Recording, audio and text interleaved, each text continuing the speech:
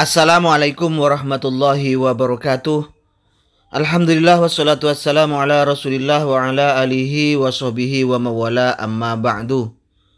Kaum muslimin dimanapun berada, semoga Allah subhanahu wa ta'ala senantiasa memberikan rahmatnya, taufiknya, hidayahnya, maghfirahnya, memberikan kelancaran rezeki dan kesehatan kepada kita semua. Amin Allahumma amin.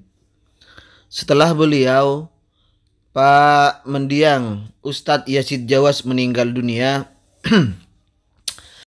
banyak juga di antara teman-teman warga Nahdlatul Ulama yang mendoakan beliau, melupakan semua perbedaan dan apa yang selama ini beliau ucapkan, voniskan terhadap teman-teman Nahdliyin, warga Nahdliyin, tapi dengan rasa kemanusiaan sesama muslim, banyak juga teman-teman warga Nahdlatul Ulama yang mendoakan beliau, apalagi di kalangan mereka sendiri. Nah, yang akan saya bahas saat ini setelah beliau meninggal dunia adalah fatwanya selama masih hidup. Di antaranya fatwanya ketika beliau masih hidup adalah poinnya dilarang beribadah di kuburan. Ayo kita dengarkan dulu fatwa beliau selama masih hidup. Apabila kita berdoa di makam atau di kuburan, apakah merusak tauhid kita atau merusak agama kita? Anda perhatikan, doa ini masuk ibadah atau bukan?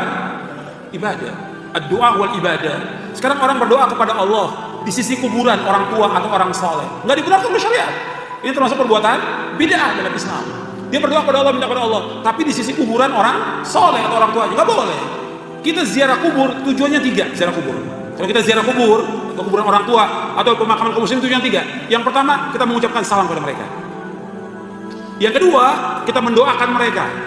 Yang ketiga, kita mengingatkan kita kepada mati, bahwa kita pasti mati seperti mereka. Jadi yang pertama salam. Assalamualaikum warahmatullahi wabarakatuh minal mu'minin wal muslimin wa inna insyaallah bikum lahiqun, nasallallahu lana wa lakum al-afiyah. Kemudian yang kedua, kita doakan mereka, Allah maghfirlahum warhamhum wa'fu anhum wa qim nuzulahum wa wasi'hum khalahum, sampai akhir kita doakan. Yang ketiga, bahwa kita pasti mati seperti mereka, mengingatkan kita kepada akhirat, dan dengan ziarah kubur itu dan mengingat mati akan melembutkan hati kita. Tapi doa di situ, baca Quran di kuburan, nggak ada contoh dari Nabi SAW, nggak ada contoh dari sahabat, karena kuburan bukan tempat ibadah. Kuburan bukan tempat ibadah. Ingat poinnya, kuburan bukan tempat ibadah. Zikir di kuburan, ngaji di kuburan, baca Quran di kuburan, berdoa di kuburan. Karena kuburan bukan tempat ibadah, maka ini adalah perbuatan bid'ah. Kuburan bukan tempat beribadah. Kata beribadah ini mendapat awalan ber, artinya melakukan ibadah di kuburan. Beribadah di kuburan berarti melakukan ibadah di kuburan. Cuman begini, ayo orang-orang Wahabi, kita gunakan akal kita. Pak Ustadz Yazid Jawas selama masih hidupnya, di waktu hidupnya mengatakan dilarang beribadah di kuburan tanpa terkecuali. Ingat. Tetapi anehnya, ini anehnya, ketika beliau sendiri meninggal dunia, teman-teman dari Salafi Wahabi berdoa di kuburan, sholat jenazah di kuburan. Ayo kita pikir, apakah doa yang dibaca oleh Mizan Qudsiyah ini adalah bukan ibadah? Apakah sholat jenazah itu bukan ibadah? Kalau kita ingat poinnya, kuburan bukan tempat ibadah.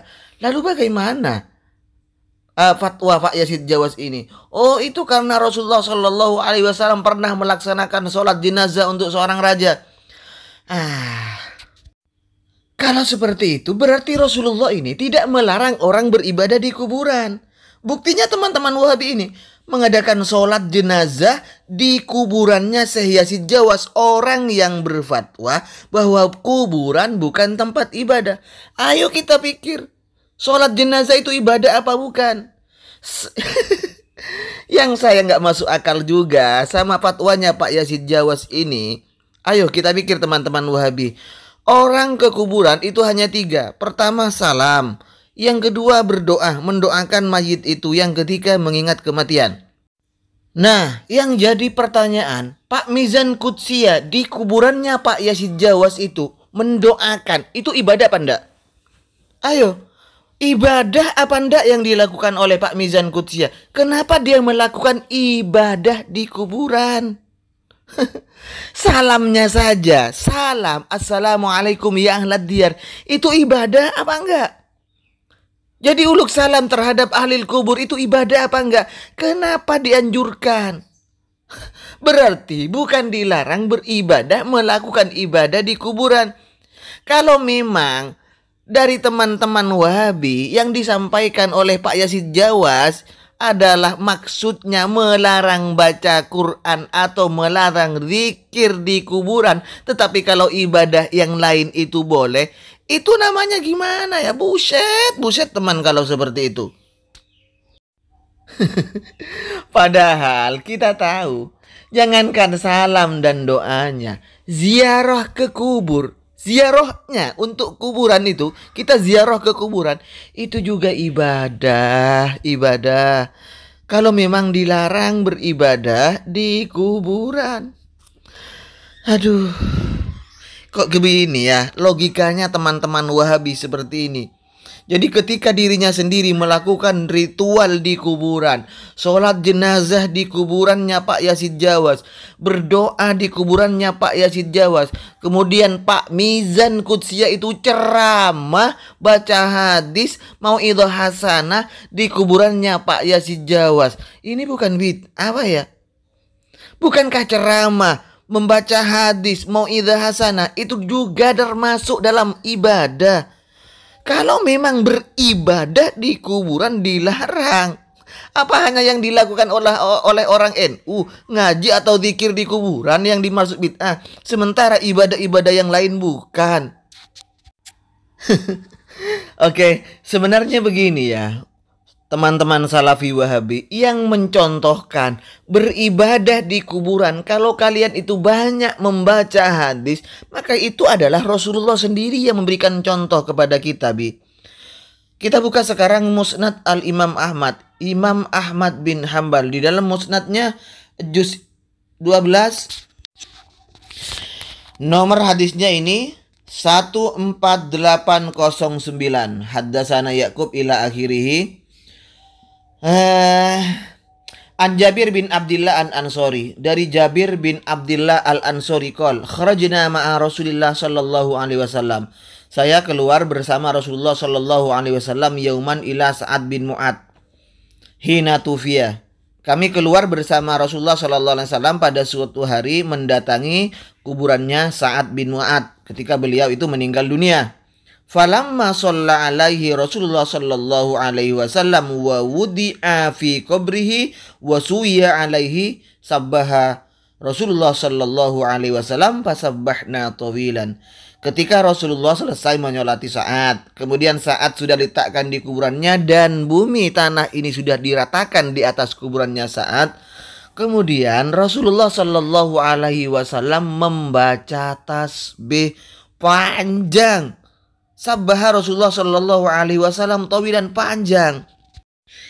Nah, karena Rasul membaca tasbih, maka fasabbahna tawilan, sahabat kami pun membaca tasbih yang panjang. Tsumma kabbara, setelah baca tasbih Rasul membaca takbir, Allahu akbar, Allahu akbar, Allahu akbar. Fakabbarna, kami pun membaca takbir. Faqila ya Rasulullah, Fakila ya Rasulullah, kemudian ditanyakan kepada Rasul, wahai Rasul, lima sabbahta tsumma kabbarta, kenapa engkau membaca tasbih dan kemudian engkau membaca takbir?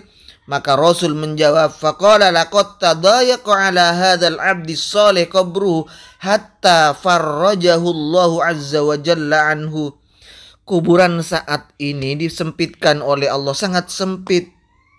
Kemudian setelah kami membaca tasbih, membaca takbir, diluaskan oleh Allah subhanahu wa ta'ala kuburan saat ini. Jadi yang melakukan zikir, yang melakukan tasbih, yang melakukan takbir di kuburan, beribadah di kuburan, dicontohkan oleh Rasulullah sallallahu alaihi wasallam dan para sahabatnya. Dan adapun status dari hadis ini, kalau satu hukmil muhaddis, kesimpulan dari muhaddisnya adalah sahihun, sahih, Silahkan cek sendiri Anda bahwa hadis ini adalah hadis yang sahih. Rasul dan para sahabat beribadah di kuburan, mencontohkan beribadah, membaca tasbih, membaca takbir di kuburan. Ternyata hadisnya adalah hadis yang sahih.